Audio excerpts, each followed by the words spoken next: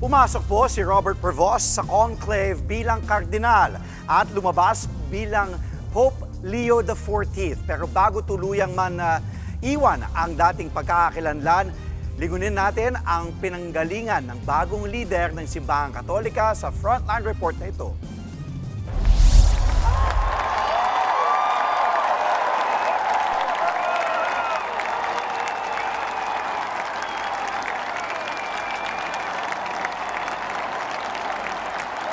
Pope Leo XIV, yan ang napiling pangalan ni Robert Prevost nang ihalal bilang 267 na Santo Papa at kauna-unahang Pope mula sa North America, partikular sa Estados Unidos.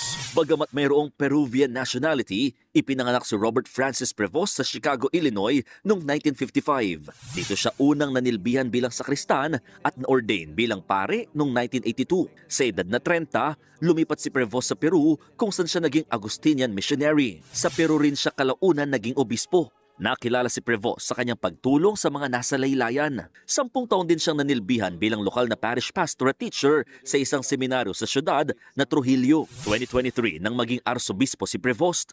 At sa loob lang ng ilang buwan, itinalaga siya ni Pope Francis bilang kardinal. Bukod sa siyang pinili ni Pope Francis bilang bagong prefect ng Dicastery for Bishops sa Latin America, nakikitang may tutuloy niya ang mga nasimulang reforma ni Pope Francis sa Simbahang Katolika. Hindi raw kasi nagkakalayo ang kanilang pananaw pagdating sa mahihirap, migrante at pagdating sa kalikasan. At ngayong bilang Pope Leo XIV, inaasahang pananatilihin niyang bukas ang pinto ng Simbahang Katolika sa lahat at mangunguna sa pagbibigay ng pag-asa sa mundo. Mula rito sa Vatican City, nagbabalita mula sa Frontline, Mon Gualvez, News 5.